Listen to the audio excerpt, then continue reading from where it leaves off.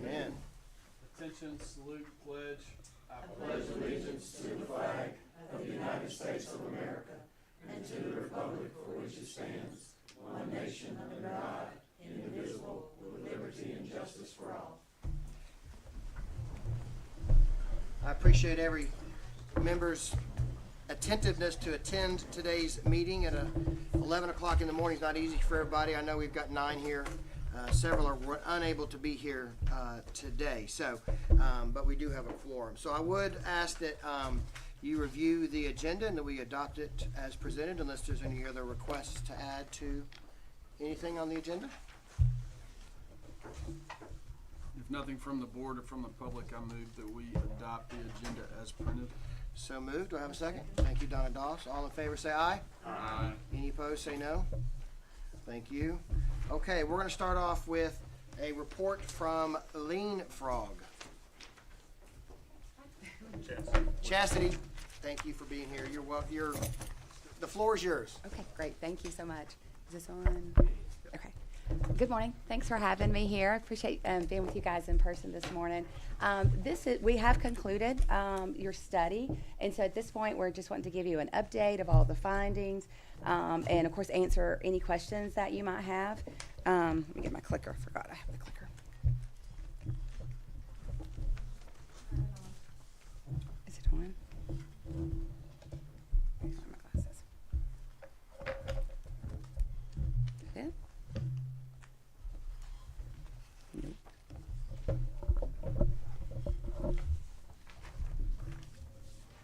It says on.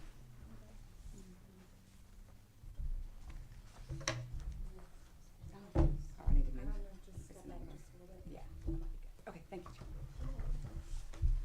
Okay, so this first slide has got a lot of little small words, but I know you got a copy in front of you, so that's great.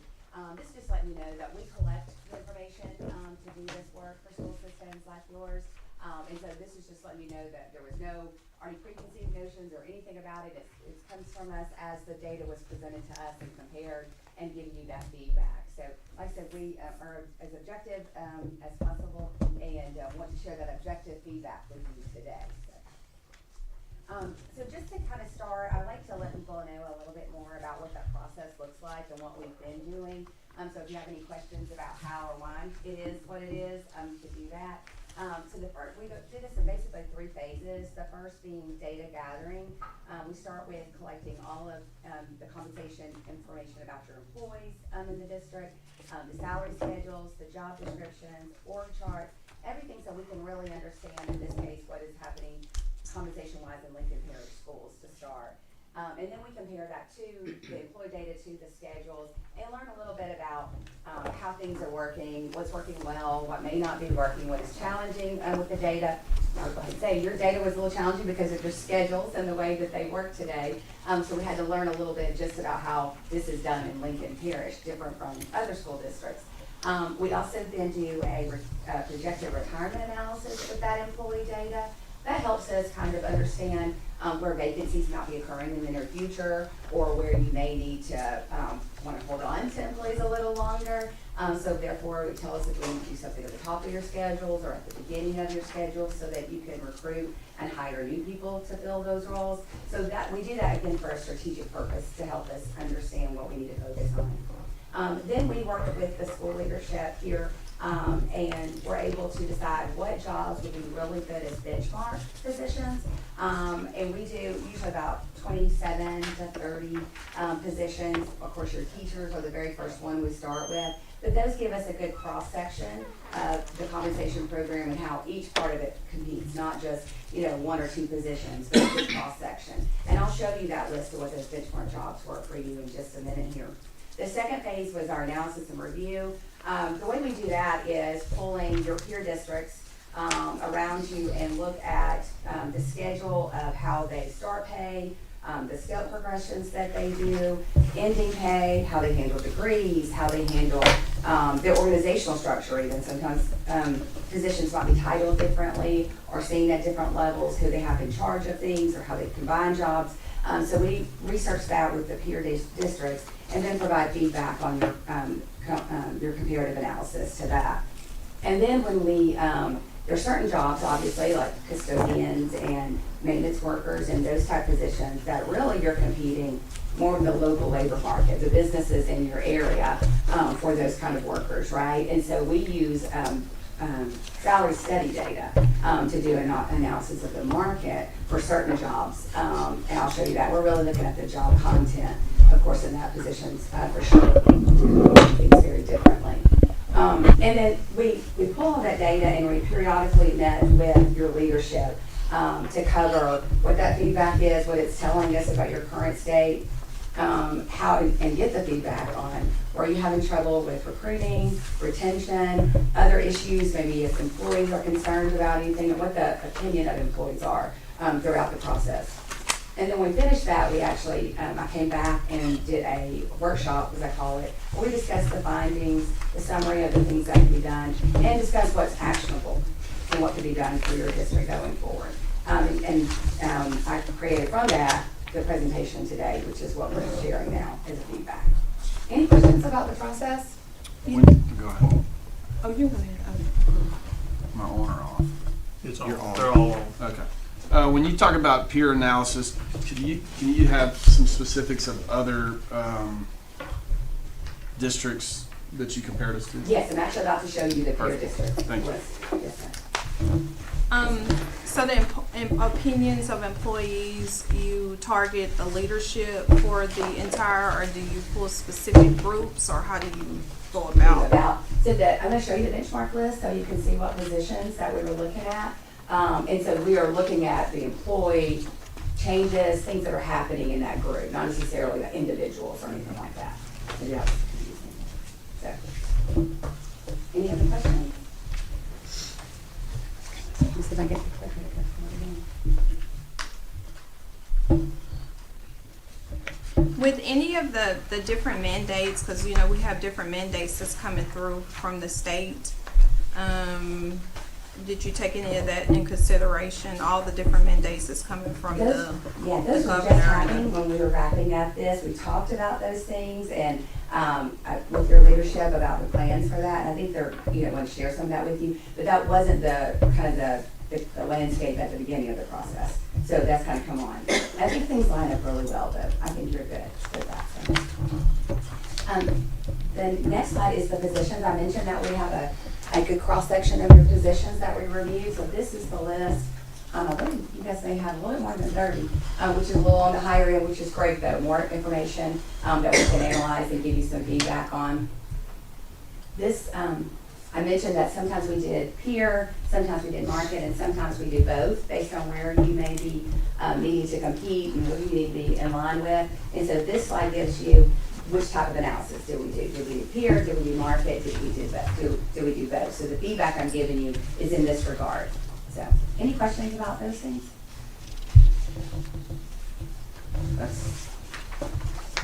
You asked about the peer district. So here, here's that peer district list for you. The ones at the top, all data, all positions, we use those school districts to compare. The bottom half is where we also did teacher, paraprofessionals, and bus operators, because those are some targeted places where you actually compete differently for those jobs. So that's why that's listed there. And then the last one is just telling us what was available, what schedule. Sometimes we are kind of looking back and sometimes we're looking ahead, but we're always trying to get the current school year comparing apples to apples, and we were able to do that for the positions that we examined for you guys. Any questions about those? We tried Lincoln Preparatory School, but could not get a response and could not get the data, So why is there a difference with the comparison of the all benchmark positions with the breakdown of the next category? Those are the positions where the competition is with the additional peers, so they asked us to do those with those as well. So we're competing against Bienville and Jackson Parish? Those were that was the thing. Oh, no, That's for all benchmark yeah, all positions? the top is all, yeah, and those are just based on size as well as competition. And the bottom is where we're actually competing with some to need to understand exactly what they're paying.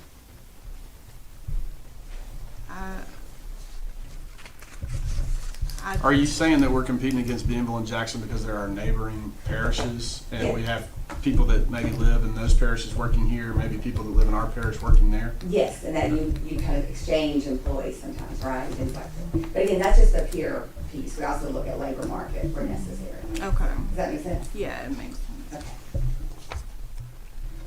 Okay, so next page here is just some findings that I'm going to go through with you.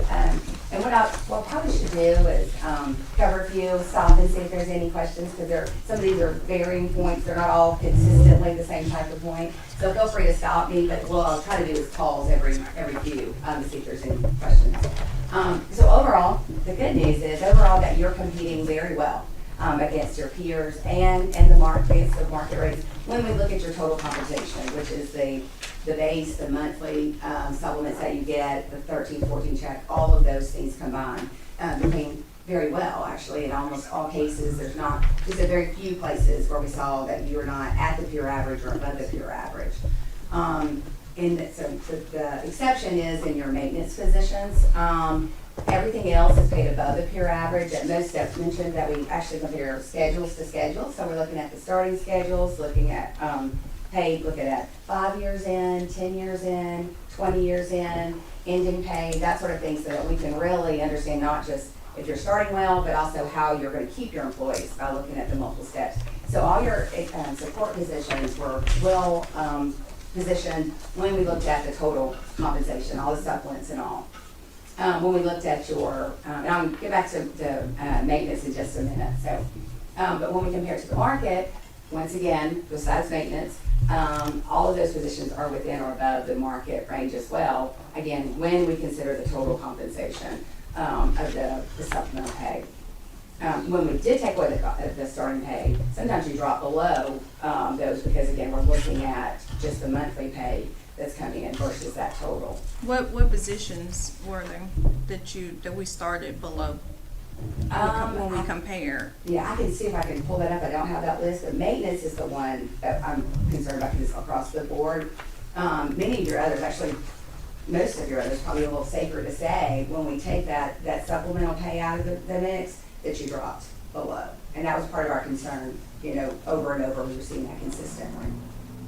So, and I can look and give you more specific. Yeah, I want to look at the teacher and the paraprofessional, those two. Okay, thanks. And I'll give you that feedback.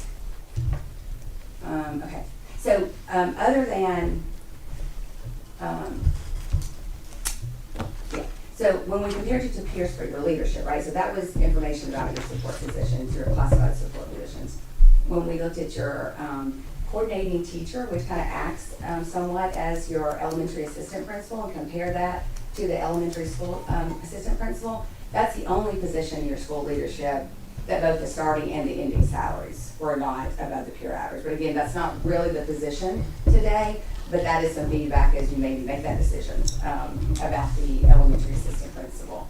Ending salaries and the earning potential, meaning the difference between the starting pay and the ending pay for both assistant principals and principals, and all the others are just right at or just below the peer average. So you're in the range of the peer averages for your ending and your earning potential for the rest of your school leadership. And let me stop there. Any questions? Am I going too fast? I have a quick question about the data grab.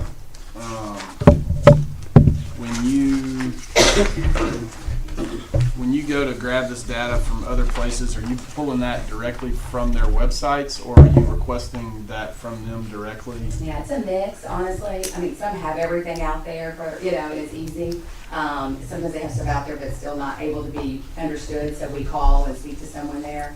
And sometimes there's nothing available, so we have to work with that district to get it. So we do that.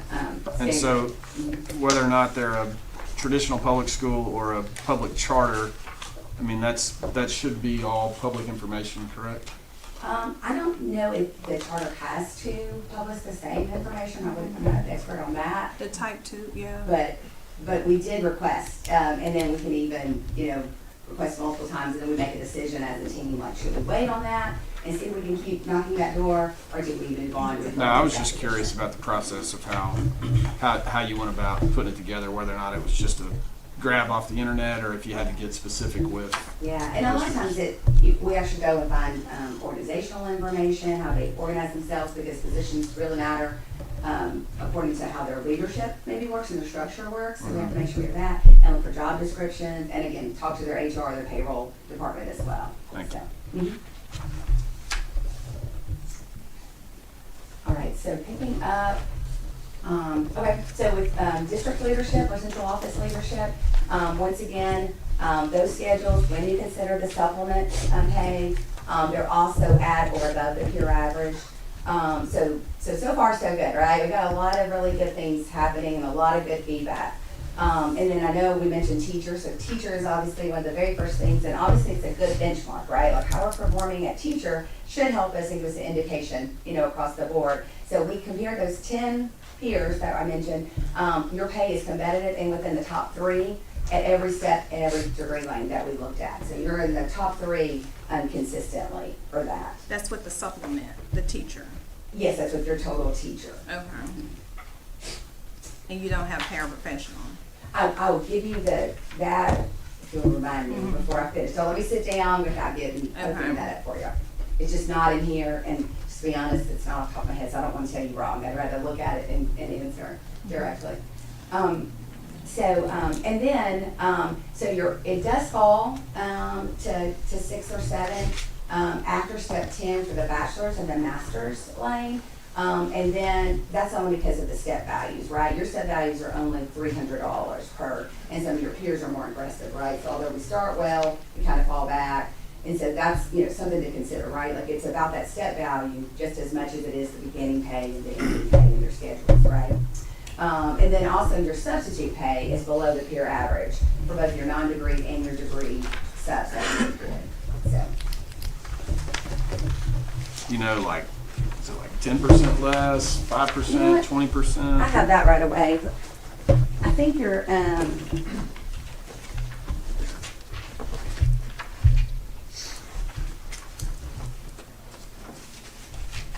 Is hiring substitutes a problem in our district? Yes. so for your non-degree, you're paying $75 a day. And on average, and again, there's some variance in here, but 85 is kind of the low end of the peers. And then for degree, you're paying 85 and certificated, and your peer averages are 96 to 105. Okay. So $10 to $20 Yeah. a day. So, Okay. yeah. Thank How you. about the steps? Like, you said ours was 300. How about our, if you want to call it our competition or whatever, Okay. the- Yeah, where they our peers? Yeah, and there's a lot of variance in that, and some people do look at that differently and do percentages instead of just a flat dollar. Right. And so, but the 300 and all of my experience in the state of Louisiana, that's on the lower end. Usually it's somewhere more like 400 to 700 is as far as I've seen, if you're doing a flat dollar amount. Not everybody does, like I said, but when I see that, I look more and see, Thank you. yeah.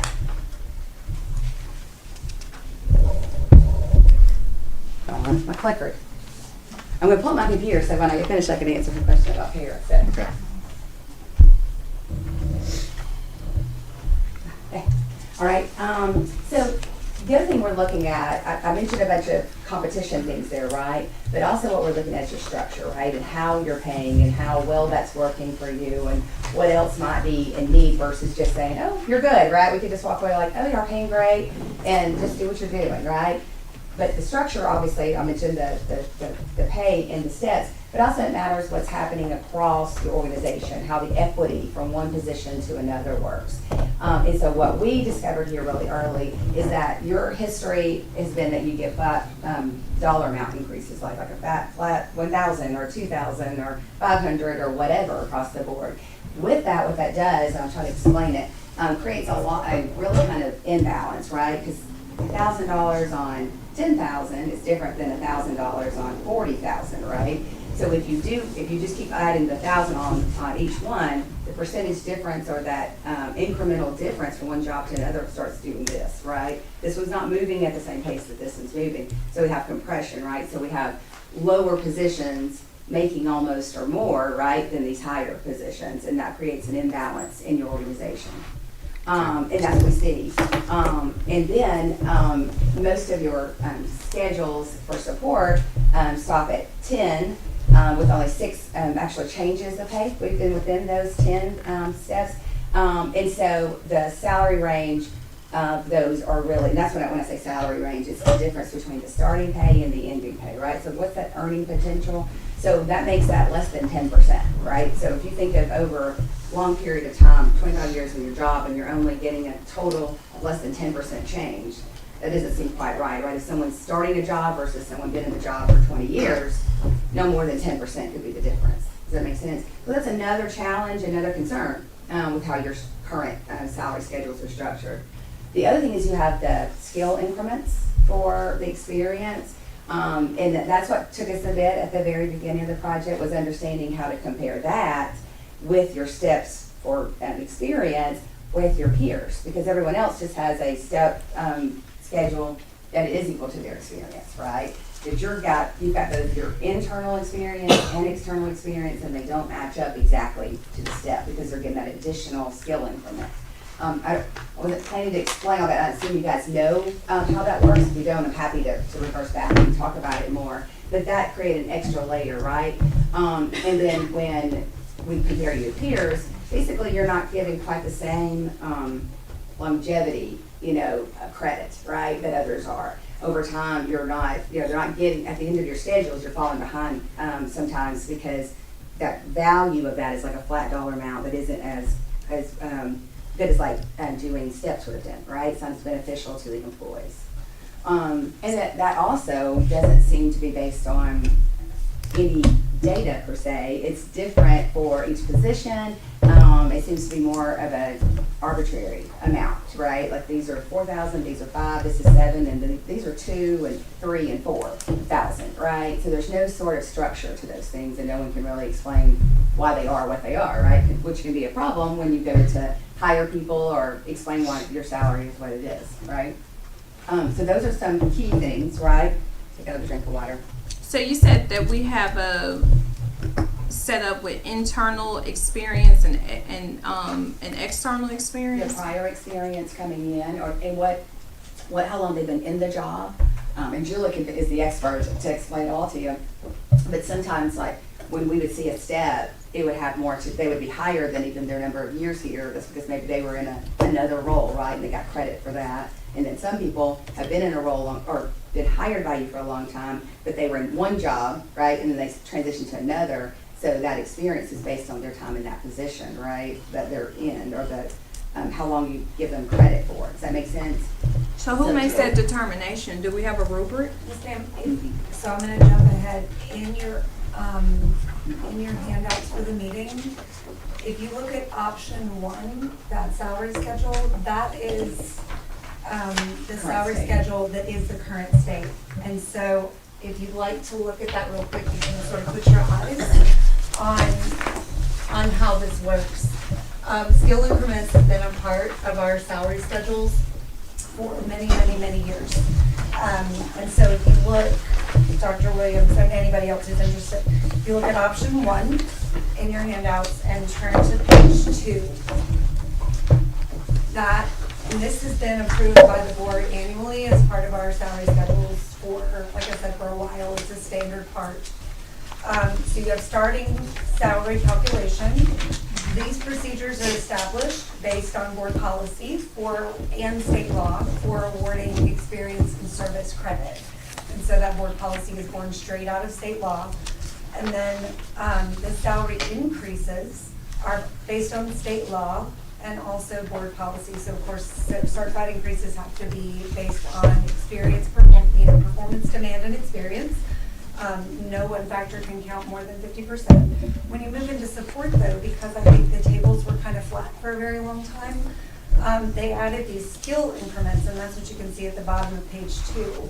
And so these skill increments, if you notice, are Additional skill increments are earned through consecutive years of service with Lincoln Parish School Board in eligible positions according to this schedule. And so if we had, for example, an electrician that we hired who came in and had worked in the private sector for 10 years, for base salary placement, he would have been credited with 10 years, assuming it meets the criteria and is verified. But he's gonna start at 0 on his skill table because he doesn't have experience in Lincoln Parish. And so that inequity is like, as a, for example, for an electrician would be on table 63 for the skill increment. Really, for his skill experience, he has 10 years of experience, right? But because the skill table is bound to his experience with Lincoln, he was starting at 0 in Lincoln on the skill table when he really could have been at 10. But again, this is how this has been, and I think it was designed to incentivize retention in these positions, which makes sense. But it is contributing over the long term to these problems that Chastity is talking to us about. Does that help? Yeah, but are we really recruiting the best applicants by doing that? Like when you talk about whatever that skill, because if they're bringing in their different skill set and experiences from another sector into, are we really recruiting the best applicants? That's a great question and very insightful, and I think you're going to hear a response to it and what she's going to talk about.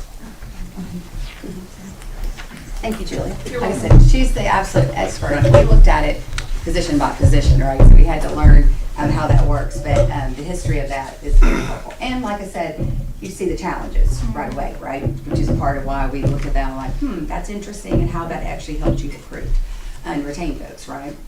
Another interesting element is that you have teacher or certified schedule for 9 months, 9.5, 10, 11, and 12-month schedules. And all of those vary by daily rates, right? Which, what I'm saying here sounds like they're just different, they're definitely different days worked, right? But this doesn't really have any indication of hierarchy, or there's not increased pay per se just for more work days. It's kind of intertwined in there, right? And so there's no distinctiveness to know, are we paying this for more days? Are we paying this for greater, responsibility or not? And then the biggest thing is that you're doing this flat increase, like last year, $9,400. And so when that's added to all of the schedules, once again, all we're doing is creating greater differences in the daily rate, right? When we divide those different total salaries by the days that someone works, they become even more off. Does that make sense? Different, but yet not defining a difference intentionally. Does that make sense? There's just not, it's not a structure that is what you're kind of moving toward. So are you seeing in other places that it's more on a pro rata percentage based versus a flat fee? For increases and things like Yeah. that? Yes, I mean, we're seeing more of a lean toward that. I know the state's been giving you guys like flat dollar increases in the past for a while. When I first started working in Louisiana about 7 years ago, I was like, oh no, this has got to be really hard, because that creates the compression. So the way that a lot are dealing with it is basically you apply that at your teacher level, and then you use an index from the teacher to the other levels. That will then get you a percentage of that higher versus just the flat dollar across every single position. But you gotta have the money to do that, right? Because that's not the money that you're getting from the state. They're giving you the money per employee in that state. So, but definitely are, because that does create a little bit better balance, right, across the board. Yeah. But it's a challenging one. It's not an easy one to fix. So, good question. So the leadership titles as well, they're not necessarily, you're not a title-based kind of structure, which, is very more common probably, like a director versus a manager versus a supervisor versus a coordinator would mean something different, right? And maybe that's even tied to not only responsibilities, but the compensation inside your organization. And you just don't have that. And I'm not saying there's anything wrong with the way those folks are paid. It's just that there's not a structure that you would know why someone is a director versus a supervisor versus a coordinator. And that's just the structure, that you guys have currently. And each one of them, though, do receive a unique, based on title, supplement amount, right? So again, internal equity, I'm not saying that it is a problem, but there's no way to define, that equity by role at the current moment. So what you're saying is the hierarchy doesn't match But it down doesn't seem to this- be a hierarchy of titling, right? I'm sure there is a hierarchy of people in their position inside the organization as you know it, but the title itself does not make that indication clear, and the pay is not connected to that. And that's a pretty common, gives you a good structure, right? That we know that all people at a director are either paid, maybe not the same amount, but the same way, right? And anyone who's a supervisor, they're paid the same way. Does that make sense? And that's not what you have today. Why is it that we don't have that here? Like, when I think about, I'm just gonna give an example, like you look at the superintendent, assistant superintendent on down, why aren't we matching that with the salaries? Why aren't we doing that here? It's not how you have it today, and I do have a recommendation on that. So, because I do think creates a opportunity internally to know, why is that person making more Right. than this person? Right. Yeah. And again, but we still compared the positions. Let me back up and make sure you understand. We compared the content of your positions to your peers. So that doesn't negate anything about your peer comparisons. What it says is that internal structure could probably be improved, right? So that you know that your internal equity is there. So. Because if we have, like, I'm thinking about like a superintendent, if his designee is really going there in the place of the superintendent, have the same roles, that hierarchy should match it. Yes, and I'm not saying that you don't pay that assistant superintendent, Yeah, I'm obviously not- more than the yeah. others, but there just is no title-based structure in place. And so right now, your content, your jobs are just different, and you're paying according to that. But how would someone else come back in, right, and do the Right. same thing? There's not something that you're building that on. Right. Yeah. So, great questions. But yeah, these are the structural things, right? These aren't about that comparative analysis. When we create positions, we should follow the same hierarchy when we pay them, right? Right. You would think that would be, and again, I hope think. so. Yeah, I think what happens is over time, the way things started and growth happens and leadership changes and things of that sort. And so what you're following is the way things have always been done, right? And so a study like this gets you to stop and see all that, right? And say, okay, we need to rethink that. What should we do going forward? And I do have a recommendation very specifically around this challenge that you're talking about. So I think we're getting there, right? So that's good. So the next part is that you do have those part-time, flat, paid, hourly paid custodians and paras. When I look at those pay are less than those on the salary positions or the ones that are receiving benefits and that are on the regular 40-hour work week. So even though they have the same titles, those positions are being paid less an hour. You may already know that because that's kind of obvious if you look at the salary schedule, because they're a flat like 15 or whatever. And so, and they don't get those other, payments. They don't get those other supplemental pay. So again, that's a structural thing to me. That's not necessarily about competing. That's about internally. How does that look and how does that affect you internally, right? So the last thing, I mentioned maintenance, and I said hold that thought because I want to come back to it. The good thing when I told you that maintenance is the only position that isn't matching or at or above peer or at or above market, the good thing about it to some degree is that over time you've had to adjust because of that fact, and in order to attract and retain the type of maintenance staff that you need, they've had to, the district, whoever is at the leadership at the time, has to exercise some discretion. Which is normal. It had to be done because you had to fill positions. So sometimes the job description content, which is what I would have compared for market and peer, doesn't actually match the people who are in the current jobs. Does that make sense? Maybe they don't have that high of a skill level. Maybe they don't have much of experience. Maybe they're not certified. They're just able to perform the job, but they're not certified in it, whereas the job description says certified. And so although you're off, the good thing is your current people aren't necessarily as off by the same amount because they don't really have that same skill set. That makes sense. If they could go out and get another job at that level. So, but they're, and I say here, they're actually significantly, lower for their skill levels. So. It's hard to talk this much without drinking. I'm going to probably need some more water soon. Any questions about that? Because that's a little bit extra, but that's a challenge to the comparison at the moment, so. So all of this comes to what do we do about that, right? The opportunities or recommendations. So I've got 2 slides here to talk about what to do with all this information now that we've shared it. Oh wait, I do want to answer her on the para.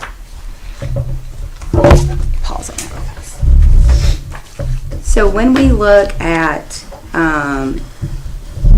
the pay for the para, when you are looking at the starting rates, they are about 7% above the peer average for starting pay. When you get into the later steps, when you're over 25 steps, because others do give up to 30 steps, 31 steps, you do fall behind, starting to grow as much as up to 10%, but that's the ending rates, not your starting rates. And then when you add on your skill level up to those that are at the end of the schedule, and they get that extra skill increment, your beginning are even better, but of course no one's hardly probably going to get that, right? If they're starting out, they're not going to get that max skill increment, right? So I have to look at the bottom of your schedule. And when I look at the bottom of your schedule, even at the end, you're a little low, about 2 to 4%. So you see that your schedules don't necessarily match the longevity payments that other people are getting, right? And that increase, because at the beginning, you're below, but when we add in all those increments, you kind of pick that up. Which means your skill increment money is good, right? You need to give it, it needs to be there, but maybe it's not balancing you quite out the way that it should be, because it's not keeping up with the step values and the longevity pay at other peers. This is without the supplement, right? Which you just read. That is, oh yeah, that's right. We're talking about the 13th, 14th, right? Without the supplement. They actually are included. Okay. The 13th, 14th check. Mm-hmm. The full-time, right? Yeah, so this is your full-time regular paras that we're referring to. Your part-time paras are receiving $15 an hour. But just for sake of telling you, your hourly starting for your salary are $17.79 an hour. Was your part-time, and that's including those supplements. And Chastity, I don't think this question, I think Ms. Duke can probably answer this better, but just for some clarification and help me remember, the take-home package for a part-time para is completely different than the take-home package for a salaried para. Salaried para is getting benefits in retirement, correct? The part-time para gets retirement as well. They just don't have insurance benefits. Okay. And they don't get those 13, 14 Yeah, the checks. 13 and 14 checks. Thank you. So again, remember, all I kept saying is it's good, you're in good shape when you add, some of that back in. So that's the concern, right? Is like, well, how does that helps us a lot, but what do we see in the regular paycheck for an employee, right?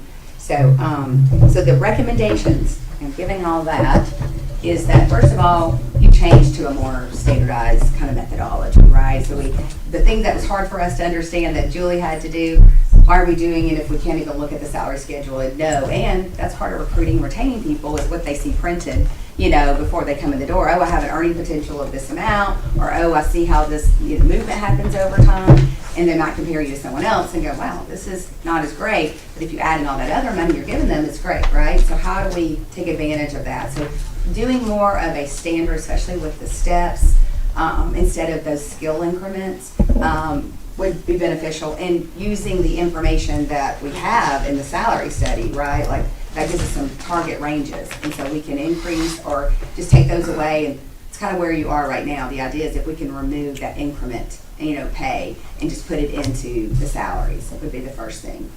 And, again, reevaluate, where that makes you compete.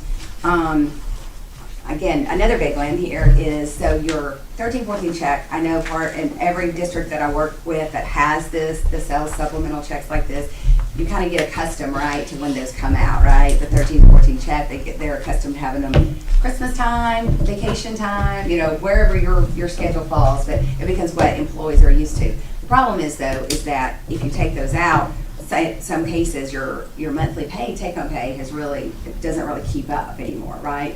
So So the recommendation is to take the majority of the funds that you're getting in the 13-14, keep the 13-14 check, don't make it just completely go away.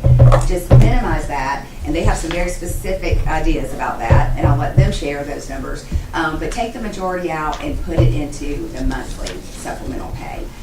So again, gets you back up, gets you in line with peers and with the market, and, doesn't require like a bunch of math to figure out what really is the total compensation. So they get that year round. Yes, ma'am, yes. And Julie's done a good job of demonstrating a little bit of that too as well. So that is it's a huge change, but again, I think you couldn't just take away your 13-14 check. People are like, wait, I'm used to that check. But it has grown more significantly, more recent, right? So just kind of backing off of just it continuing to grow and instead put in the monthly pay would be helpful. I think your employees would actually find it to be helpful in the long run, so. And Yes, sir.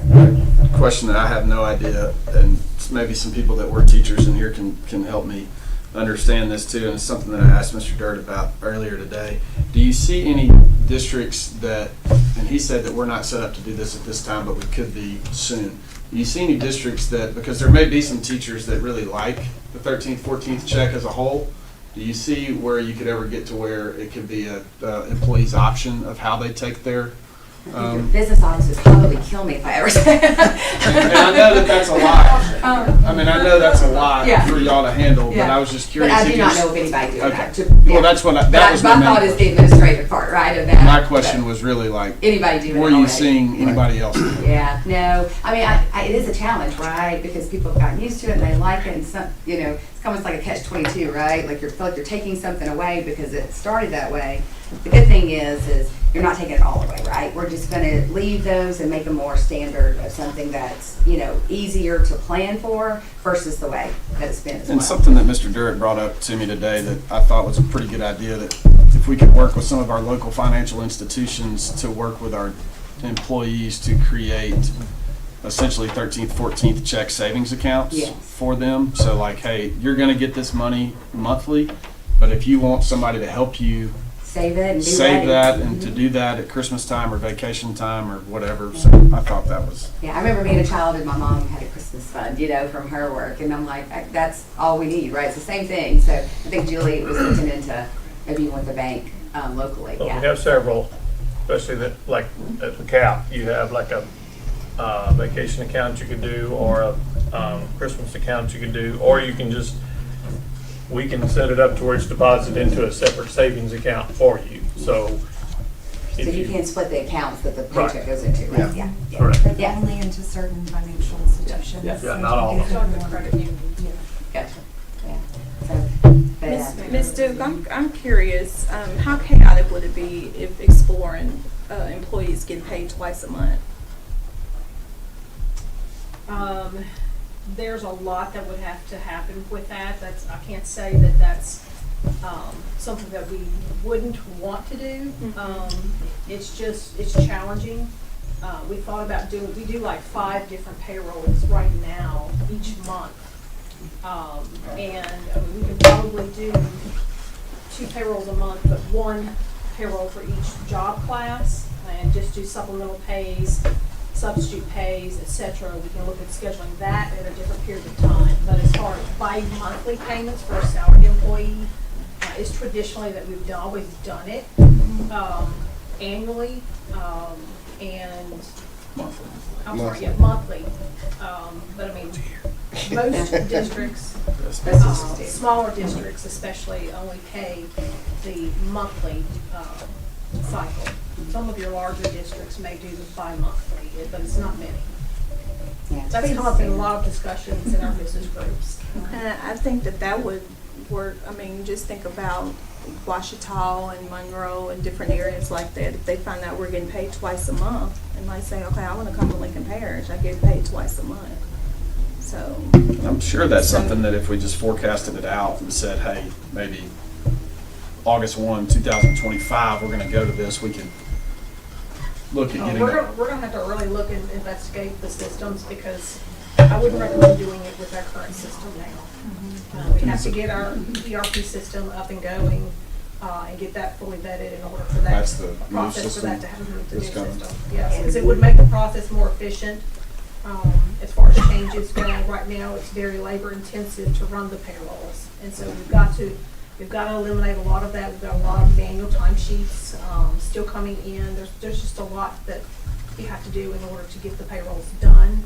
And that, I definitely think that would have to be in place before, we can go to a bi-monthly, process for, salaried employees. Well, I'm asking the board if we could explore that option. Just kind of look at it in the future, because I think that would be a selling piece to come to Lincoln Parish.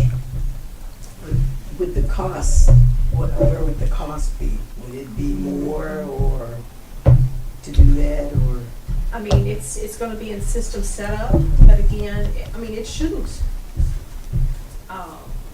Just you run double the transactions with the bank, your bank fees may go up, that. But that's not that big of a cost. But it's gonna be time, when do we adjust the payrolls, how do we deduct the, insurance premiums? It's gonna affect a lot of things, because right now, we get monthly premiums, we deduct paid once a month to, insurance, companies for employee benefits. So it's going to be a process that we're going to have to really look at to see what can be done, how efficiently it can be done. Can you get back with me on that? I just would like to.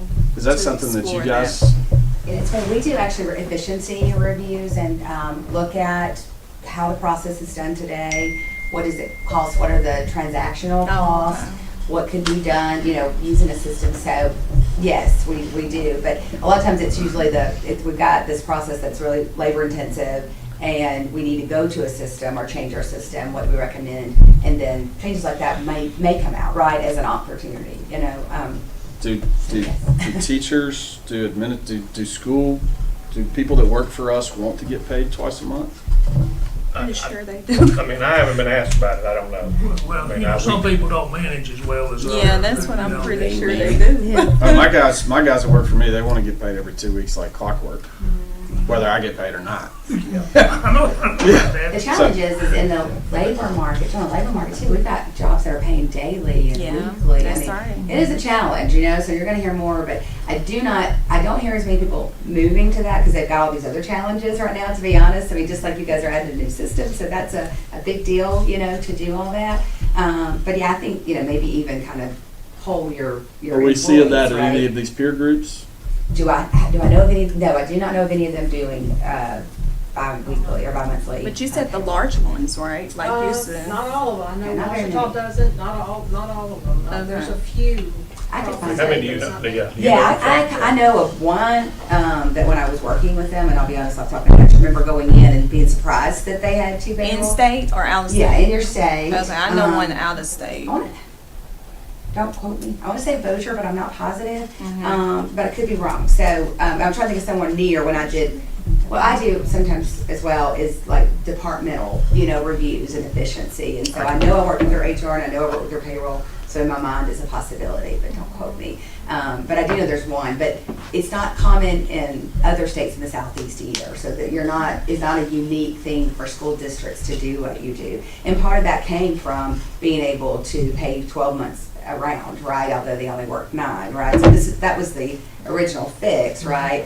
To that, and now it's become, everybody is, working. You got many more 12-month employees already, right? And so, definitely something that I would explore very carefully about the incremental cost of doing that. You may have to have more employees. That sort of thing. I'm not saying you do, but I would really look at those, elements before deciding. And of course, maybe poll your employees but you don't want to poll your employees and bring up something that you're not prepared to potentially do. Right. Right?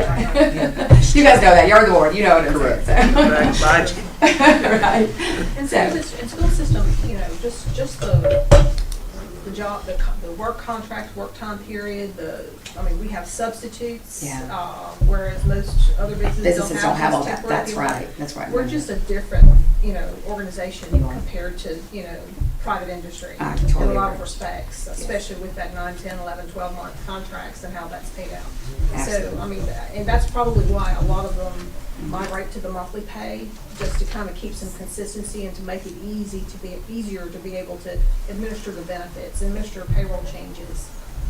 Because we're already processing numerous pay groups and contract groups, trying to keep it all straight, so. Yes, It happens absolutely. different times of the year. Buzzer pays once. I'm sorry. Buzzer pays once. I just asked their HR director. Now let me, yeah. That's all good. I wasn't trying to throw you under the bus. I'm just, No, it's fine. I I just being didn't in want you to their have to HR say payroll it. department, so. I know we have one or two, I just can't think of who they are. She says Play Cato, single she leg. says Cato used to pay twice, but she's not sure that they do. Maybe everything on that one. But usually it's so labor intensive anyway, people are asking me how to help make it more efficient, not add on extra work. Does that make sense? Cause that's extra, you know? So I know it's not very common, and as Juanita said, there's so much that has to be done for a regular payroll run anyway. So, but it's gonna make me, challenge me to go find, who that was, so moving along, we talked a lot about the titling and then the maintenance, how that lines up. So my recommendation for you guys, is to actually do an organizational review as your next step. Some steps of what we're talking about, changing your pay, I think you got some structural opportunities that you would feel better about how to pay if you have these things resolved, right? So the couple of things that means is, you know, that maintenance, actually redefine that, right? And make sure it matches up to what you can hire and that it does work appropriately. But also, you know, it may mean you gotta increase the pay there, but just alignment, right? With the duties, the skill levels, what is necessary, and having maybe an opportunity for those folks to move, because otherwise they'll leave you, right, if you cap out. And I know I can make a whole lot more somewhere else. That's right. Mm-hmm. So this creates that career path internally. So that's one thing that you can get out of a organizational review, with some help with that. And then the second is that leadership, right? So redesigning those leadership schedules, but based on, first of all, an organizational review that gives you like, what is a good, you know, alignment of our titles? What exactly should we have? Do we have the right, you know, titling that we should have right now? What would work better? What would be more efficient and be more effective for the organization? And then change your salary schedule to match that structure, not just make a structure and try to fit things into it, right? So that would be another thing you can get out of your organizational review. And potentially consider moving to a teacher-based daily rate. Remember I was saying earlier that those 9, 9.5, 10, 11, 12, they all have different daily rates, and yet, and some of it's probably responsibility and some's just days, but it's not clear, right? We just don't have that delineation between days and responsibility. So if you did go to an index from your teacher and you used a daily rate, you'll create that alignment from job to job. You use the daily rate versus an annual salary, so you make a difference between, you know, maybe the teachers that are working 9, 9.5, 10, that's truly the role. They're all making the same daily rate, they're just getting an annual number different based on the days. That makes sense? So it's kind of the best practice. It can be costly, it can be a huge change, so cautiously do it, but you could get that after. I would do your organizational, your leadership a little cleaner before I would jump to that. So where do we start with that? I'm very curious about that. The That organizational leadership. Yeah. Yeah. I just actually talked to Mr. Durrett before that meeting. Our company does organizational reviews, and exactly in your kind of situation is a lot of the times where it needs to start. Central office leadership, maintenance, things of that sort. The other things about this too is your elementary leadership. Do you need an assistant principal, or do you need that coordinating teacher, or not, right? What do you need in the position? And so he asked if I could provide a proposal, you know, for that work right away, so you guys can make a decision about that. But I do believe that's your next step. You know, doing the things that you're going to try to do right away by your pay, but I wouldn't try tackling all these other things without the organizational review. So. Did you see a difference with any of the critical needed areas, like supplemental or just stipends or anything? Did you see any of that as you sit through? Say that again, I'm sorry. Like the critical, like special education, Okay. critical needed area, did you see any difference with stipends, maybe more paperwork or things like that, responsibility? Internally versus externally. Uh-huh. See, when we do this work, so you'll get some of that with the organizational review. Okay. Organizational review, you're actually reviewing the positions and how work is being divided a little bit more. Mm-hmm. You're doing more of a performance too, like what's happening in the departments, you know, are they, and that's a big organizational review, but I think you're positioned for it, right? So you'll know what's going on in maintenance, what's going on in the business office, what's going on in custodial, you know, how are you performing, and do you need to change staffing, or do we one way or the other, or redefine the work that's happening there, and there's efficiency in that. So you get that with the comprehensive organizational view, all departments are looked at. With this, I'm using the jobs as they're defined and the qualifications, and/or using, we did job analysis questionnaires where we need to, where the employee gives us some feedback, right? But in the organizational view, pretty much everybody does a job analysis questionnaire, so we get all that feedback from more employees and all the employees, not just the ones where we have a gap, if that makes sense. So, great questions, so yeah, so again, the organizational review, also, looking at your elementary, structure I mentioned, and then, again, a separate, but your schedule development, which I think you guys could do if you had all this in line and you were clear about your organization, but then also just doing, as we mentioned earlier, the annual increase on the teacher, right? And then that adjusts all your leadership schedules appropriately. So now you're not redoing every single schedule, when you want to make a change to those titles, right? And Those that's are kind of the goals. percentage pro rata type. Yeah, like I was talking about. Yeah, you might do the flat on the teacher, right? But everything else goes from there, right? So now we're doing more of a, like a pro rata, and also responsibility stays intact, right? We got the differential for responsibility intact. So, okay, couple more things. Oh, whoops, there we go. So the other thing, just because I saw the opportunity where some districts I've mentioned pay more steps, to 30. And then now retirement goes to like 40 now. And so there's so many changes that keeping up, and everybody's talking this talk and telling you. I got some school districts that are contacting me about, can you just help me increase my schedule from 26 to 30 or from 10 to 20 or whatever. So it's a very hot topic. The other thing that I'm talking about in this, so I'm saying consider moving more steps over time. Maybe just add one step over, each year, so that you don't have this huge, like someone who's at 25 years, jumping to 30 or whatever and receiving some significant pay. That's a way to bring it in. But the other way too is to look at the step values. I mentioned that earlier. Best practice is between like 30 to 50% increase between starting pay and ending pay. Industry is going to be about 50, right? So that's kind of high, but that's a good kind of goal, right? If you have the money to do it, you can keep hold on to your employees, and you're going to stay in line with the market. But 30 should be kind of your bottom line. I was mentioning earlier, right, you had some that were less than 10%. So you keep that in mind. There's an opportunity there just to maybe over time increase steps and maybe step values. Maybe take even have a standard factor table that's percentage based from all your support positions. So they're all kind of moving at the same percentage rate, step by step, right? Which is harder to plan for and hard to budget for. So you've got to be prepared, for that incremental cost, and then be prepared to be able to plan appropriately. So it's not an easy thing to pull off, but it would get you more competitive throughout versus what we see right now, right at the top, you kind of drop. Does that make sense? Is there, not being an educator, I don't know this, but is there steps on the front end of a career that are, I guess what I'm trying to figure out is if a teacher comes in and teaches first 3 years and then leaves, that teacher is getting 3 steps? Is that a secure question? Not necessarily. Okay. Those steps are based on merit and what they do while they're there, how they're evaluated? To be eligible for a step increase under Act 1, which was passed in 2011, Yeah. we had to develop a system that included effectiveness as a criteria.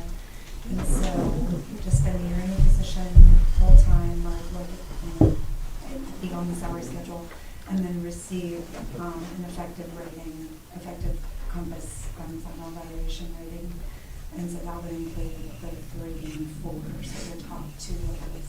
Okay.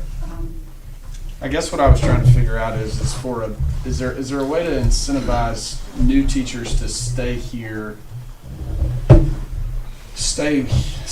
longer with us, that you don't reach any steps until you get to a minimum of years of staying with the same district, I think is what I'm asking. Has that ever been looked at or talked about? Well, when I came here, I had 25 years experience, and they paid me for 25. Well, we do that too. Okay, So- I'm talking about the new, not New teacher, like first year teachers. When they get first year salary. Yeah. second year, step all the way to 25, isn't it? Used to be, you get going up, raised yeah. up to 25. And generally speaking, Yeah. your teachers. But you go across degrees, see, BS, Yeah. missing in person, every degree you go till you max out at a doctorate, then it's just a step every 3 years, and you just. I was talking about the brand new teachers, not Yeah, new, brand new. not new employees. Yeah, brand So, new start is 0. And I guess what I was asking was, is there a way to incentivize new teachers coming out of college that come to us, that those steps don't get reached unless they stay a minimum of time with us? I guess is what I'm asking. Do you see that anywhere? No, but you could do like, what I would, to accomplish what you're saying, I'd probably do something like a retention at 3 years. Right. At, whatever, and I would look at your past turnover and see where you frequently losing, you know, and make a plan that way. I don't see that, see, that's the thing, right now, the biggest thing about teacher pay is you gotta do something different. You gotta do something, you know, truthfully, because you're all just on each other's skills. So instead, try to give something that uniquely you can get at Lincoln Parish, you know, so, that's a great question. But you, and what, I'm sorry I had such a hard time explaining. that's okay, that's a good thought, but yeah, using the compensation more for retention, not just, being average with the peers around you, so, I think that's a great idea. And so, again, my interest here, it explains to you that inside of your schedules, that we can make all these changes we first talked about, but I would still also go back to your schedules and re-examine what's happening in your steps and how many steps, right? Not just do these first few things. There's some opportunity in there, because you're not quite there, even with the fixes that we talked about already. So, and that can happen over time. It doesn't have to be like a turnkey, like, okay, new schedule, all that's gone. And that would take some time to develop and You build. know, a 22-year-old teacher today is not retiring at 52, 54, 55 anymore, correct? It's like 40 years 40 years. now? They have to be 62. Yeah, that's what I With thought. at least So, 5 years of service credit. so essentially those steps need to align with that, right? Going forward? And everybody's looking at that, like I said, everybody else is starting to increase to that, so you don't wanna not consider, you know, that movement. And again, overtime is a way to keep that cost under control, but get there, so. But with my conversation with a bunch of them, if they could make it 33 and get that 3 in the drop out of him, you know, I did not stay up. But But that's not available anymore, correct? yeah, still. It is? Yeah. Yeah. Okay. Why So you what's not the, what's the get- why you difference not get between the rid of 30 and the 40 now? 40 is you get 100% of your pay. 2.5% more. Yeah, 2.5 times Okay. your number of years. So it used to not be that at 33? Always been that way, but a lot of them, like me, we're gonna stay no 40 years. I gave them 37 too many. But yeah, Okay. so you still get your drop and 30, but 33, they're getting 75, 80%. 75 at 30. 75 at 30. Plus two. You do your 3 years in the drop, but Okay. if you choose not to go, you know, and stay to 40, you get 100%. I got you. Okay. All right. So in other words, you make what you was getting as regular salary Yes, sir. every day you retired. Yeah. Okay. I didn't have that much left.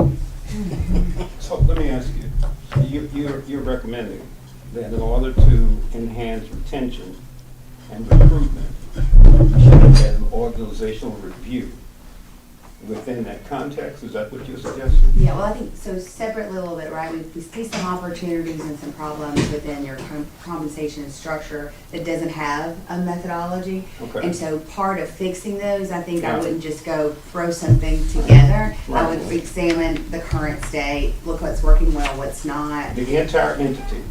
Yes, sir, and that's actually, I was just texting to make sure that they understood that I want y'all to have a recommendation for, or a proposal for a comprehensive, which is all departments get like a little bit of performance review, right? And you Okay. give you get some feedback on how you're performing today. So when you're looking to make changes, you have all that information, right? Mhm. Rather than what we think, you know, would be better. And so that's what the organizational review is, yes, sir. Okay. So.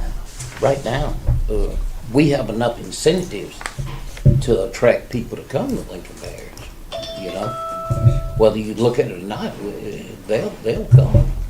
The incentives are here. We might need to get it out more into the public. Yeah, to let that's the them thing, see. right? You're paying Yeah. pretty well, it's just not so obvious, right? In We some need to know, cases. because when I mention it to people that come here, First question, everything is like, Are you gonna what? pay?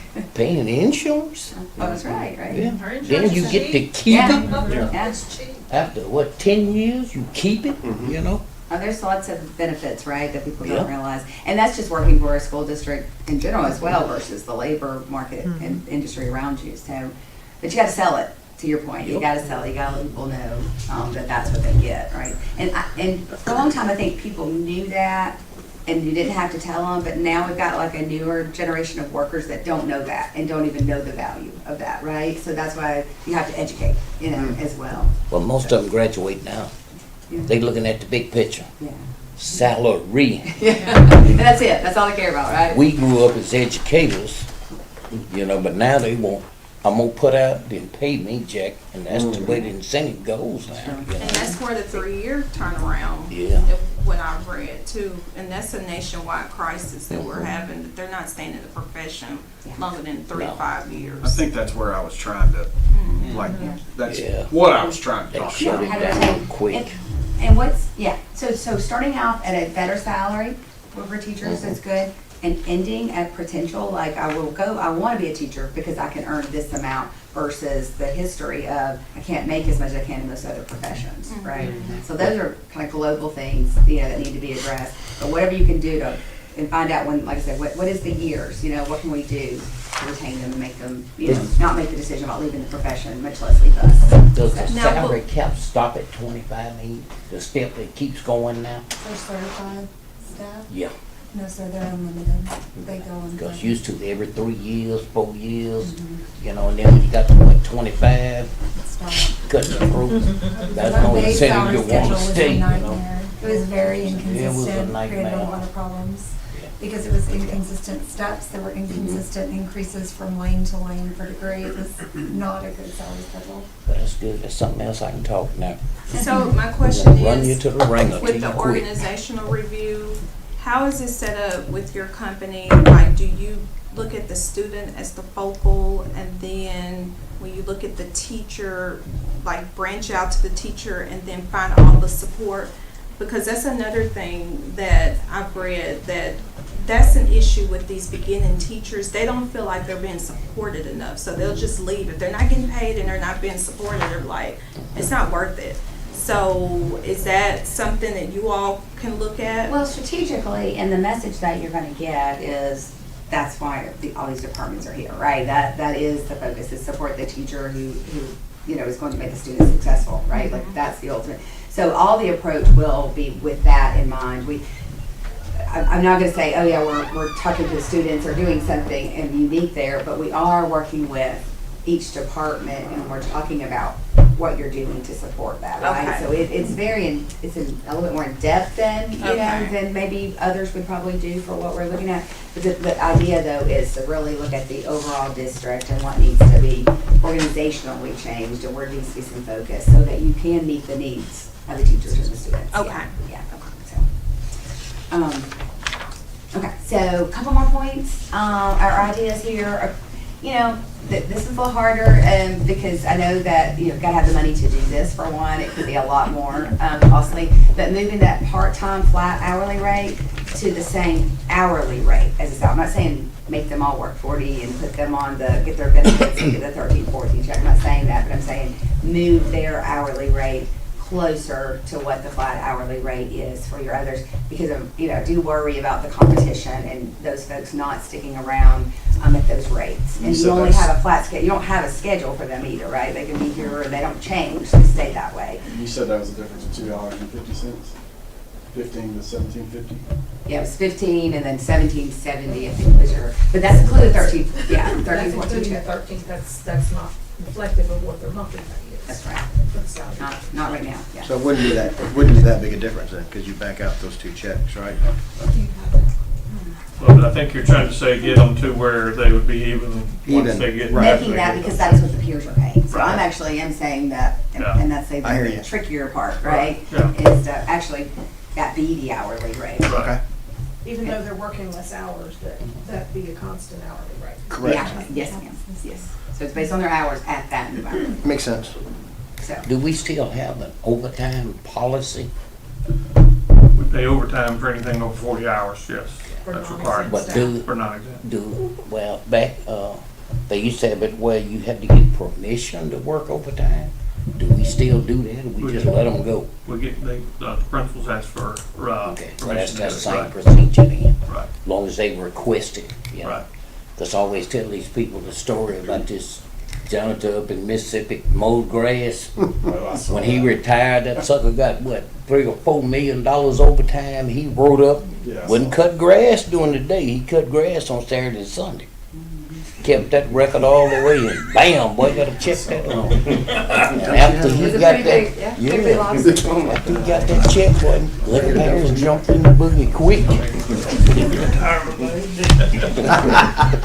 Pretty We have smart. an electronic time clock. The majority of our non-exempt staff, our support staff are Good. punching, so it helps with management and, we can look at that. We don't have an overwhelming amount of overtime. I think, Mr. Edmondson, between payroll and the checks that they do and, reporting out, making sure that the manager supervisors are watching that, I think we're doing good with support staff overtime.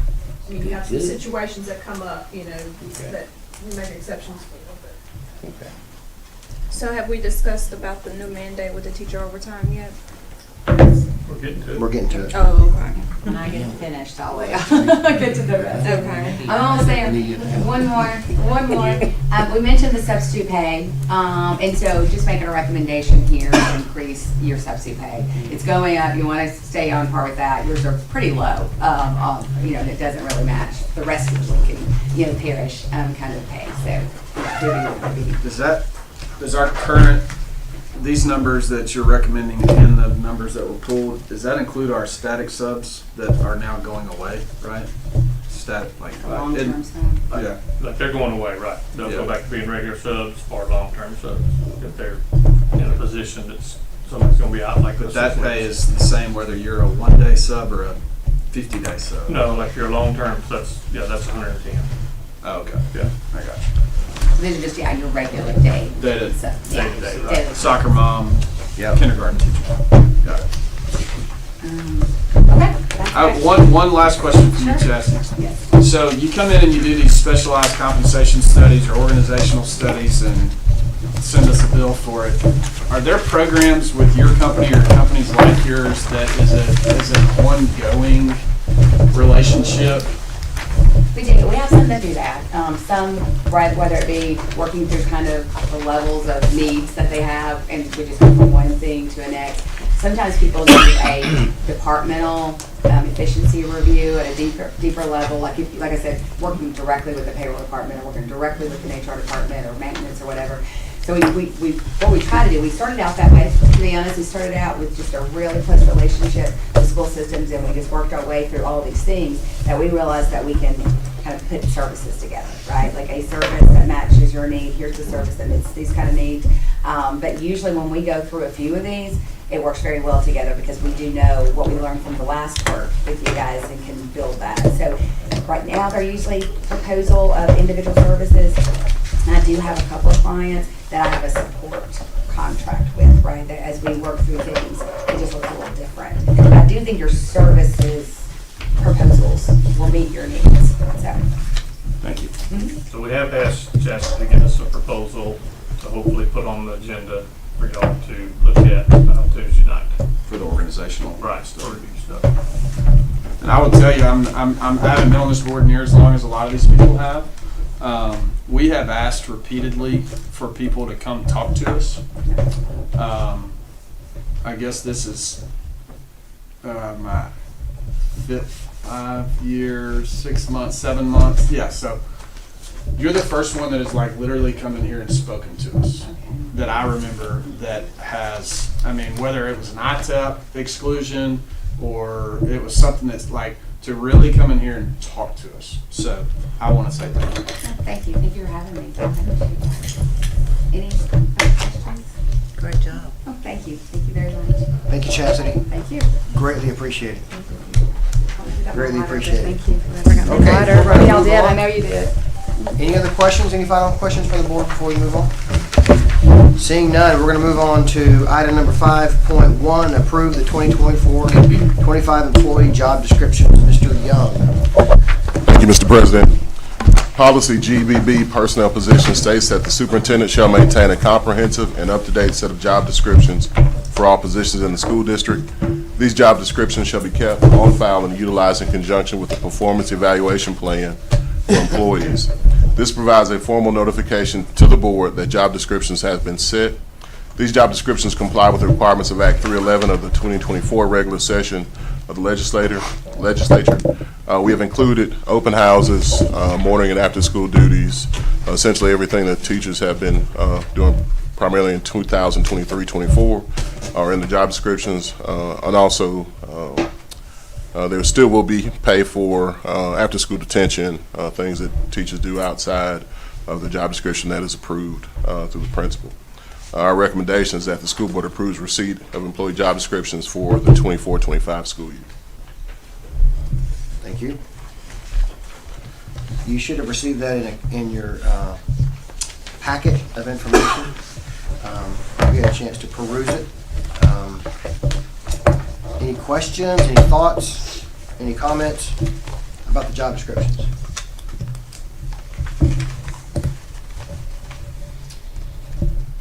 If there are none from the board or the public, I'll make the motion that the school board approve the receipt of employee job descriptions for the 2024-2025 school year. Thank you. Second by Mr. Hancock. Any comments from the public? Seeing none. All in favor say aye. Aye. Any opposed say no. Thank you. We will pass that as presented. Item number 5.2, to approve the 24-25 employee salary schedules and pay rates. Ms. Duke. Yes, and also the board sets the pay rates for the employees of the school system and their salaries and for supplemental pay, and required by Act 311, which was just passed by the legislature and signed by the governor. Adjustments are also to be made in the salary schedule. Statements are put in where certified teachers, if they are performing any work inside their scheduled planning time, uninterrupted planning time, other than doing their planning work, they are required to be paid their daily rate of pay for that. So that adjustment has been made and has been incorporated into the salary schedules. It's on both options. You have two options to consider. It's on the very last page, same wording on both. So it's going to have to be approved in both of the options, whichever one you choose. Then also, if a teacher is required, on piggybacking on the job descriptions that you just approved, if a teacher is asked or required to do any duties outside of their normal regular scheduled day, that requires them, that is for items that are not stated inside their job description, as a duty that they need to perform inside their job description, they're required to be paid, compensated for that. And the way that the law prescribes that is that they need to be paid no less than $30 an hour net for the work that they perform. So that adjustment is also stated in both of the options that are presented here. Now, also, as Chastity recommended, one of the recommendations was to move a portion of the sales tax supplement into the monthly pay, and that is the difference between option 1 and 2. In addition to some other supplemental pay changes to the substitute rates in option 2. So option 1 is incorporating the changes in Act 311, but also paying everything at the same rates the way that we did this past year. Option 2 is moving the sales tax supplements, a portion of that, and it's in what we've estimated. We've pulled from the 13th check $1,984 for certified teachers, $992 for support staff, the 13th check that's paid in November, and then we took out of the 14th check in May $4,016 for certified teachers, $2,008 for support staff, for a total of $6,000 for certified teachers and $3,000 for support staff. That's coming out of the 13 to 14 check. And we're putting those gross amounts into the monthly, increasing the monthly supplement that's distributed over 12 months to employees. So that will increase that base salary, our gross monthly pay by $500 a month for certified teachers and $250 a month for support. And that's gross figures, right? Gross, yes. Okay, so that's one of the changes there. Then also in option 2, another recommendation about the skill increments for our support staff. Julie explained that whenever she presented to you in that option 1, what those skill increments were on page 2. Moving these schedules in option 2 actually incorporate those skill increments not as a separate item, but incorporates it into the support staff salary schedules. There were a few adjustments. In doing that, of course, we had to make a few adjustments with a few staff that kind of fell, out of line, and might have had to move them on a step up in order to make their pay at least to where they receive their current level of pay or higher. Whatever that step level is that we need to put on where they wouldn't receive a reduction in pay had to be done. But that's the salary schedule that are included in option 2 are combined and actually incorporate that into it, and so we don't have that separate skill level chart anymore. And then also the recommendation that Chastity made was to change our substitute pay.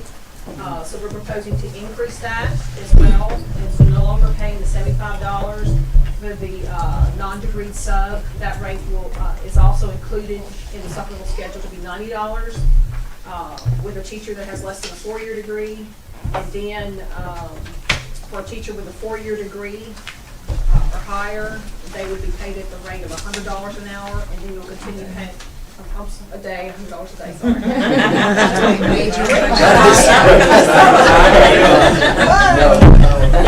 I don't think we have any. I will turn that movie on real easy. Field trip, baby. Field trip to Lincoln Parish Park. Yep. So, and then the $110 for the long-term sub, there's no change there, that'll remain. So that will go into effect if you choose option 2. So those are the salary schedules and the recommended changes for this year. So sub pay will not change under option 1? It would, it's in there would. too, yes. Yes, That's under both it of would them. change under option 1. The only thing that's not in option 1 is the moving the salary supplement to the 13-14 check. And the Skill level. The skill improvements. Okay. Question? Yeah, this money for this $30 an hour, where would it come from? Overtime, like all these subs go to this football, stuff like that, where would the monies come from? You talking about our This is for the extra duty. for the Yeah. duty, Not the duty inside the stuff? job Yeah. description. Non-job description, extra time. It's coming out of the general fund, right? Well, But I answer, give a chance. well, we're hoping there's not gonna be a whole lot of that, because a lot of the duties, I think, a lot of effort went into trying to get that put into the job descriptions, what they normally do. But, I mean, it would come, it just depends on the job. It's either the general fund, if it's extra duty, working at the gate, and if that's something that's already been paid at the school level, then it would be paid at the school level through our payroll system, and with the reimbursement, and we bill them for that. I mean, we kind of already do some of that. So we're trying not to put the burden where we're accepting all the responsibility on the general fund for some of that. Funds raised by those student organizations to support some activities would also be available for that, and the continuation of it.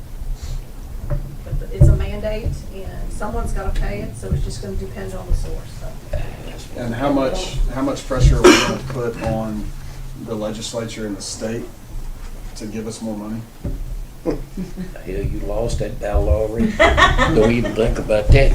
We gonna take something else from you. So you might as well forget. So that this one. is for the educators in the room, the people that work in our central offices, the people that are educators around this table. Mr. Durrett and I had this conversation earlier. The way my mind works is not the way that everybody else's work. I would love these extra checks. Like, to me, that goes sweet. I'm looking forward to that in June. I'm looking forward to that at Christmas. However, I don't work on that salary stuff. I don't work on that salary schedule, so I don't know. So I'm asking you guys, like, does the take-home pay at $500 gross a month outweigh those checks? I'm just asking. It's called a bonus for a reason, and that's my fear too, is people are so used to, how much is it, how much is it? And it's like a Christmas gift in the summer and a Christmas gift at Christmas. I'd like to table this and let y'all vote on it next Tuesday when I'm not here. Can I do that? I wish we, could poll the teachers and find out, Polling for them right now. Well, I have talked to some, and most of them like those bonus checks. And being in taxes, generally I, recommend people, this is just an example. I always tell them don't take exemptions during the year. Take it at the end, because then it's like they're getting back, it's their own money, but they're getting it back from, it's just like a gift. And they enjoy it. and they'll still get them, but it's not going to be what they thought it would be. Not as much. I think part of it too is like when people compare what they're making in another parish every month and they compare to us, we're less. But really, once you get the sales tax checks at the end of the year and the middle of the year, then you actually make more, but they don't see that on a monthly basis when they first get here. And there's still an opportunity, like if we go option 2, help me understand this, we go option 2, their monthly is going to increase. $500 and gross $250, $250, right? Okay? There's still chances that 13th and 14th check are going to increase as well as sales tax goes up, If sales correct? tax goes up. So in the future, And their monthly will continue to go up as well with that sales tax increase. well, the monthly would stay the same because what we put in there is a set amount for the year. I'm talking about long term, not like 26, 27, 28, 29 down the road. Right. Everything still has the ability to increase It with does. sales tax. Right. It does. As long as they're still getting something, I think they will be, because they'll still get those 13th and 14th check. It just won't be as eye-opening as it has been. Yeah, I mean, there's a big difference between 7,500 and 3,500. Yeah. I mean, that's 50%. So from a tax standpoint, they're paying more taxes? No. No, they're, like, if you don't take exemptions, then like if you say 0 exemptions, You're going to get it then, back. they're gonna take more money out of your check. But y'all are But then recommending if too? Overpay, as they say, then you're getting it back at the end. It's a tax neutral issue one way or the One other. of our employees, she had her hand raised. I mean, it's just, I remember a few years ago when I was principal at Glenview, we actually polled the teachers and the employees and asked them, did they want more in a monthly check or did they want more in their 13th, 14th check? And if I recall correctly, correct me if I'm wrong, but it was overwhelming that they rather have larger 13th and 14th checks. Am I not? That's right. It was right at 52%, Oh, was 48. it? It was right neck and neck one way or the other. Yeah. And again, I'm not, Before inflation. I don't know, but That's the Yeah. way life That's has true. changed the past 2 or 3 years, $4 and $5. gas is way higher, groceries are way higher, their utilities are higher, insurance. You're right. God love insurance, right? I love insurance, but it's higher, Especially in Louisiana. especially in Louisiana. Yeah. So a great career, an insurance agent in Louisiana. But no, but it's a tighter budget now for most people than it used to be. So an extra $500 a month might give them a break. But again, I realize also that some of them love getting a big bonus check. I mean, it's got to be, they still get one. It just wouldn't be near as much. Now, if Buc-ee's comes to fruition and sales taxes go up a lot, then that bonus check is going to get bigger. again. Again. wait 20 years. So the checks would be estimated, of course, because it's just gonna depend on what collections are. But you're going from, for the 13th check in November for certified staff, from $3,700 to $1,716. And then for the May check, you're going from $7,552 to $3,436. I mean, that's still a nice bonus. Yeah. It is, so I mean, it's not like we're taking it all away. I believe we did this a couple of years ago. We moved, an increase in base salary as well to help bring that up. It helps with, teachers who are really looking when they're shopping, whenever they're interviewing or trying to decide what systems they're gonna work for. They're looking at their household income and they wanna know what they can get by on. And if we put all of our sales tax increments in, we wait on state pay raises to come through, but if we keep putting all the increases from our tax collections into those supplement checks, that'll keep growing and growing and growing, and your base just gets stagnant, and we're probably looking at a few years where we're not gonna see pay increases come from the legislature, in the future, so it just, you get to the point where it's just like you have to be responsible, and you're here to pay your employees to earn a wage that they can live on, that them and their families can live on. And so month to month, increasing it, that would be a way to do that. We'd be more competitive. That's why we're recommending option. If my house gets burned down or something for voting for option 2, is there a way to switch it back? In regards to taxes, it's really just a non-issue because at the end of the year, you're selling up a government.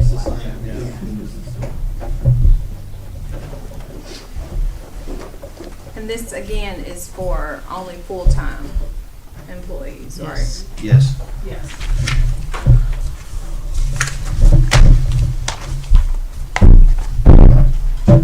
What say you? Salary.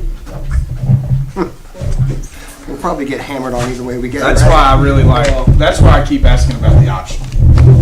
Because I bet you if it's 5248 at Glenview, I bet you there's 50% of our teachers that want those bonus checks, and there's 50% that want it in their check. And I think that we need to find a way to do that.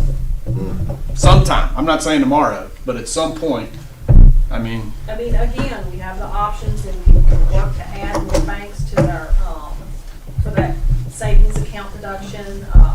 Central Credit, we have a cap right now where, those employees who still want to have that extra vacation account or car account or college fund or whatever can still defer that through, and then not even see it come in their paycheck, and just put it out there and they can use it and have actually more freedom to use it whenever they want to during the year.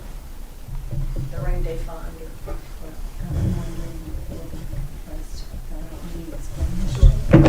To put it out as an option and say, if you'd still like for your amounts to be like this is what you should set aside. yes, I think that. And here's how you can make that happen. Because Yeah. I'm no expert at managing money either, but when I was a 22-year-old kid, I was a lot worse at managing money than I am as a 42-year-old kid. So I think we should really help those people know that those resources are there to manage their money the way that they've been doing it. Because I guarantee you, a bunch of teachers are paying Christmas off, credit cards, and Disney vacations with those June and December checks. Yeah, right. Well, we pay my company, we pay 2 bonuses a year. And I gave them the option, we can put it in your weekly salary, or they all want the bonus. In June and December, they want the bonus. The way the economy is these days, though, does it help those families that are, I think grocery store, insurance premiums, gas and fuel. It's a 50-50 deal. I get it. Yeah. I get it. Can I say something real quick?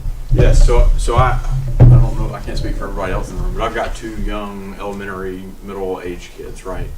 And I won't speak for my wife. She's also an employee of the district, but for me, for like $500 a month, I get it, that's gross, but for me, $500 a month is is a pretty big difference for those kids, right? We think about the number of employees that we have. I mean, that have young children, like that's meals on the table, right? Like that's the activities, that's all the things that I think that would help me with over the one time a year paycheck. It's the month-to-month things that are a burden for us, right? Yeah.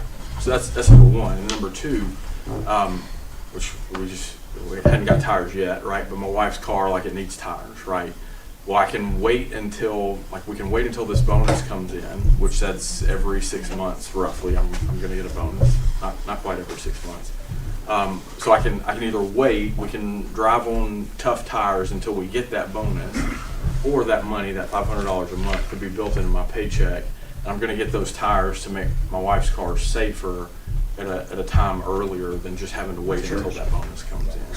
And so it just allows me to do more along the way versus waiting on that bonus to come in. I like the bonus too, like, don't get me wrong, that's great, but there are things that, I mean, there are costs that are. Well, it seems like if you vote for option 2, but you give them the option of directing that money out of their paycheck directly, it's the best of, it gives the employee either way they want to do it. And if we give them that monthly, they're gonna shop more locally.